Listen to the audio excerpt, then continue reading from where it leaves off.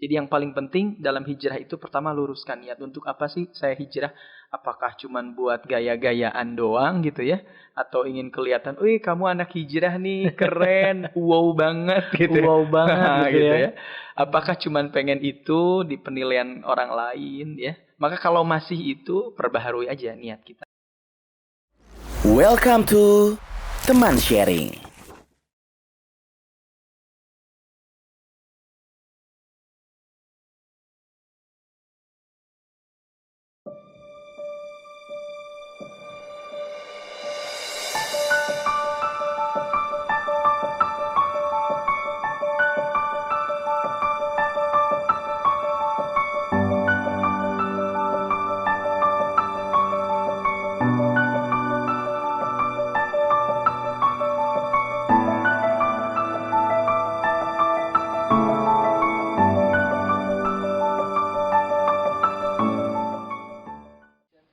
Assalamualaikum warahmatullahi wabarakatuh. Alhamdulillahirrabbilalamin. Bagaimana kabarnya teman-teman semuanya? Semoga hari ini teman-teman semuanya dalam keadaan sehat walafiat ya. Baik teman-teman semuanya, kita sekarang dalam program Teman Sharing.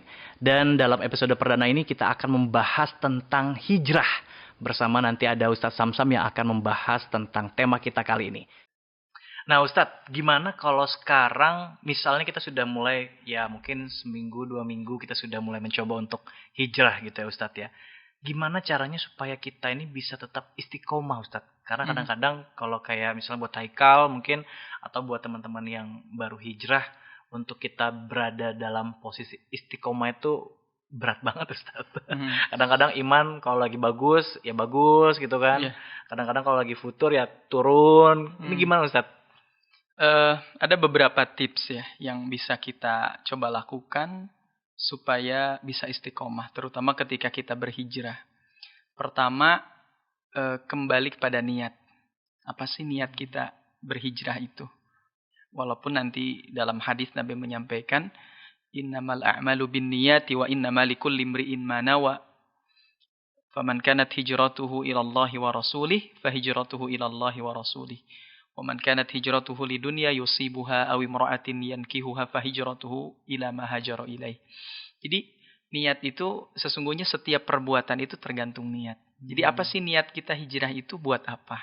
Apakah hanya untuk mencari dunia ataukah ingin menikahi seorang akhwat begitu ya? Bisa jadi loh ya. Bisa jadi ya. gitu kan. Tapi kalaupun awalnya ada niat-niat seperti itu, ya kita perbarui terus niat kita. Bahwa kita niat itu benar-benar pengen mendapatkan kemuliaan di sisi Allah. Niat karena Allah. Niat gitu karena ya. Allah. Niat untuk, ya kalau sudah Allah ridho dengan kita, apapun yang kita inginkan Allah mudah kan ngasih kita gitu. Apapun yang kita inginkan Allah sudah ridho. Kita ridho dengan Allah ridho dengan kita, begitu ya. Maka semuanya akan dipermudah oleh Allah. Jadi pertama, hendaknya kita kembali, apa sih niat kita? Luruskan niat. Jadi yang paling penting dalam hijrah itu pertama luruskan niat. Untuk apa sih saya hijrah? Apakah cuman buat gaya-gayaan doang gitu ya? Atau ingin kelihatan, wih kamu anak hijrah nih, keren, wow banget gitu ya. Wow banget gitu ya. Apakah cuman pengen itu di penilaian orang lain ya? Maka kalau masih itu, perbaharui aja niat kita terus. Karena niat itu juga perlu terus diperbaharui. Kadang-kadang salah niat, ya gak apa-apa kita perbaharui terus, sedikit demi sedikit. Yang kedua, yang tidak kalah pentingnya, mulai belajar dari tahap yang paling kecil. Kalau Agim bilang kan, beliau bilang 3M. Mulai dari, mulai saat ini, ya, mulai dari hal yang terkecil, dan mulai dari diri kita sendiri. Apa sih mulai dari yang terkecil? Kalau misalkan kita belum bisa sholat, ya mulai belajar sholat. Apa sih sholat itu? Bacaannya apa gitu ya. Kemudian kalau kita belum lancar baca Quran, ya hendaknya orang anak yang baru hijrah itu mulai belajar baca Quran.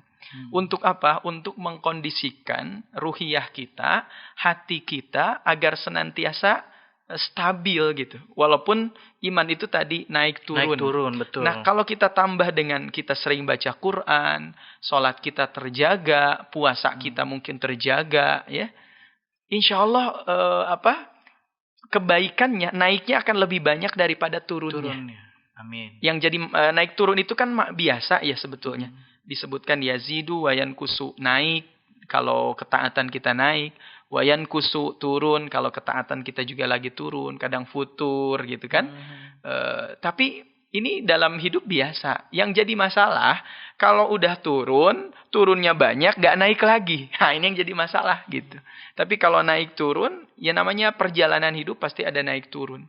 Ya ada futurnya, ada kadang-kadang kita malas buat ibadah. Tapi kalau tetap diimbangi dengan bacaan Quran, ya, dengan sholat wajib, berjamaah buat laki-laki di masjid, diusahakan juga dengan sholat sunnah, itu membuat hati kita itu makin dekat dengan Allah. Terisi Ruhiyah kita terisi. Jadi belajar dari hal-hal yang terkecil, ya. Dari mulai sholat, dari mulai bacaan Quran. Jadi bukan hanya hijrah berupa penampilan saja, syu'uriyah tadi, cita rasa, tapi juga hati kita harus diisi.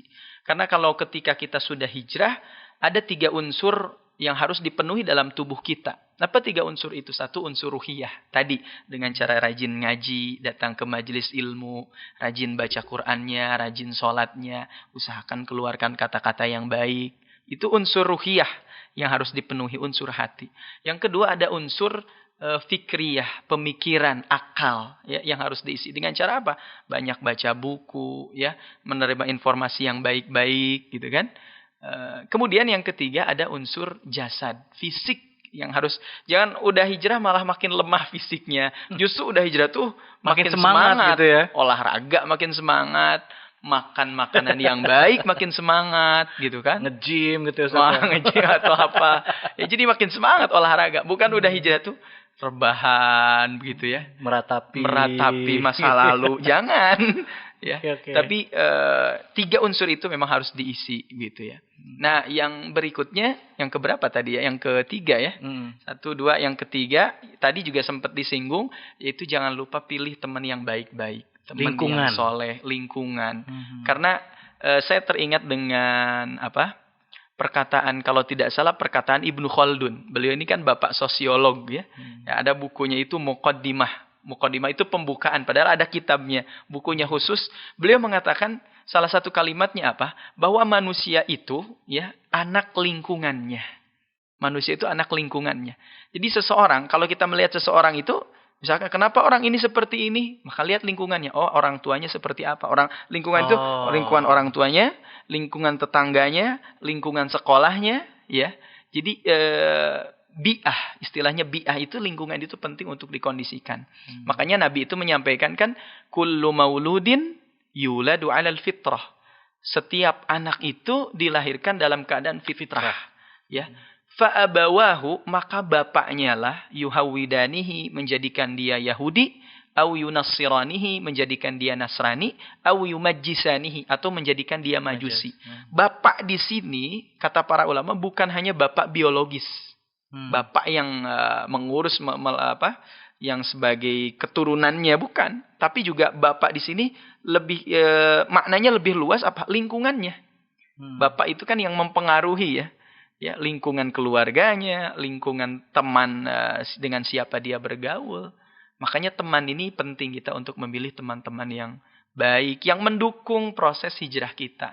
Jangan sampai kemudian kita tadi toxic people gitu ya. Jadi memang perlu untuk memilih teman dalam tanda kutip ya. Perlu dalam tanda petik. Memang Islam itu kalau berteman maksudnya kenal harus dengan banyak orang, ya. Bahkan tidak boleh kita menjadikan satu orang kita jadikan musuh terlalu banyak. 1000 orang kita jadikan teman itu terlalu sedikit. Jadi sebanyak-banyaknya kita harus berteman yang baik. Tapi untuk dijadikan teman curhat, teman ngobrol, sahabat, pilih-pilih. Itu memang harus selektif dalam Islam itu. Nah, yang ketiga, yang terakhir, yang jangan pernah kita lupakan adalah selalu berdoa sama Allah agar kita dijadikan orang-orang yang istiqomah. Amin. Nah, ini yang paling penting. Doa itu kan ad-du'a usilahul mu'min. Doa itu senjatanya orang beriman. Ya. Jadi kalau kita sudah gini salah, begitu salah, ini tantangannya banyak. Terakhir doa sama Allah. Serahkan dan sama yang punya. Dan kita harus yakin bahwa setiap doa yang kita panjatkan kepada Allah pasti akan dikabulkan, diijabah, didengar oleh Allah. Cepat atau lambat. Cepat atau lambat. Nah, doa itu ya, kenapa katanya Imam Ibnul Qayyim mengatakan ada dua hal ketika orang berdoa itu tidak dikabul ya. Mungkin bukan tidak dikabul ya, tapi lama gitu pengabulannya. Satu, kata beliau, al-istijal, tergesa-gesa. Tergesa-gesa dalam berdoanya, tergesa-gesa pengen cepet dikabulin. Nah, ya, nggak itu boleh yang pertama ya. Ya Allah, saya kapan dapat jodoh ya Allah? Udah ya Allah, 1 tahun, cepet 2 ya Allah, tahun, gitu ya. cepet kalau bisa besok ya Allah gitu kan. Nah, ini pengen istinjal ini namanya. Doanya cepat ya. Ingatnya pas Rabbana atina fid dunya hasanah, pas mau selesai berdoa gitu ya. Yang kedua, kata beliau, salah satu hal yang tidak menyebabkan doa kita tidak diijabah, yang kedua adalah tidak yakin bahwa doa kita akan dikabulkan. Jadi kita berdoa tapi spekulatif gitu. Ragu gitu, Ragu. Ustaz, Ya Allah, saya tuh pengen ini gitu. Pengen apa begitu ya. Tapi kemudian dalam hati kita, benar gak ya Allah bisa ngabulin doa saya? Gitu. Bahkan kalau bisa, kata orang-orang sukses begitu kan, berdoalah kamu sampai kamu dianggap berdoalah kamu sampai orang itu menganggap melecehkan kamu, gak mungkin gitu.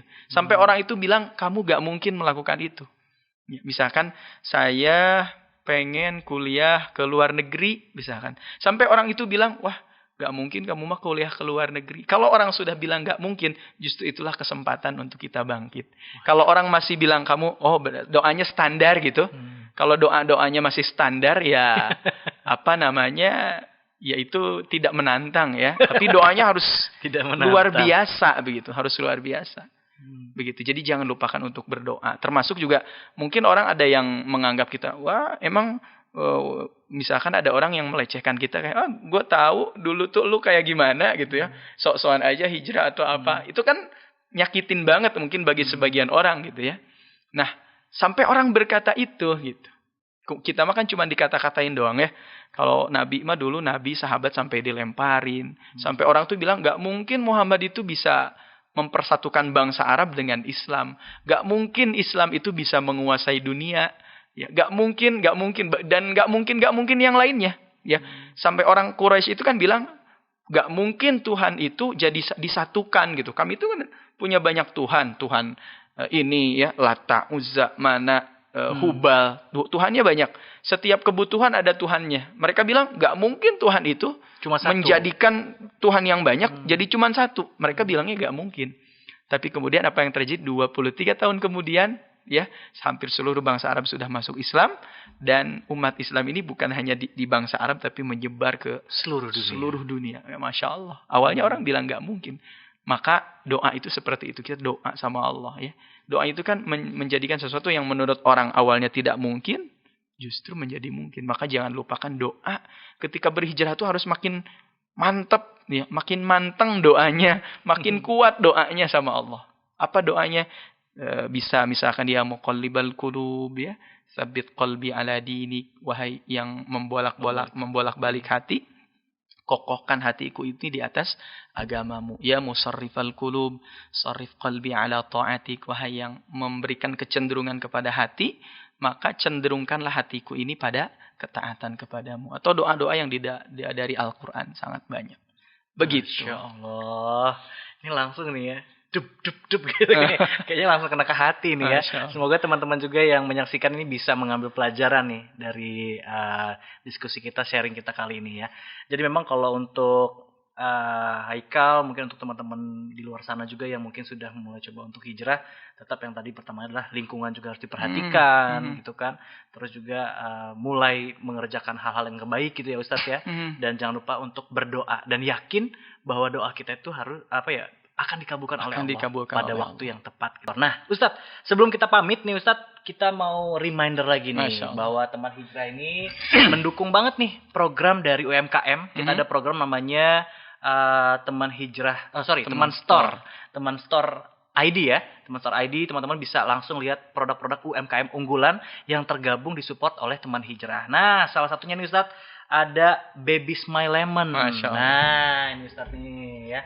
Baby Smile Lemon ini adalah 100% pure lemon. Jadi mungkin buat teman-teman semuanya yang kalau sekarang kondisinya mungkin COVID seperti itu ya. Kayaknya ini bagus banget nih. Bagus Manfaatnya banget banyak banget Ustadz. Mulai mengatasi flu, demam, dan infeksi tenggorokan. Kayaknya Ustadz misalnya kalau sedang capek abis tausiah gitu Ustadz. Iya, iya, Kayaknya iya, perlu iya. nih ya. Nah ini bisa dicek nih. Dicek di Instagramnya @temanstoreid ya. Ada juga nih Ustadz. Ya produknya yang keren banget. Yang banyak banget nih peminatnya. Ada cireng badak ya. Masya Allah. Ini cireng badak buat teman-teman semuanya. Buat jamaah. Boleh silahkan langsung di order. Dikepoin dulu boleh di @temanstore.id ya. Oke, terima kasih banyak buat jamaah semuanya, buat teman-teman semuanya. Terus bantu support dukung dakwah kita semuanya dengan cara apapun. Dan Ustaz Samsam terima kasih banyak. Semoga apa yang Sama-sama. disampaikan ini bisa menjadi amal jariah Amin, untuk amin, Ustaz. ya Rabb, Amin, amin. insyaallah. Kita ketemu lagi di pertemuan selanjutnya. Haikal Saputra pamit. Assalamualaikum warahmatullahi wabarakatuh dan sampai jumpa.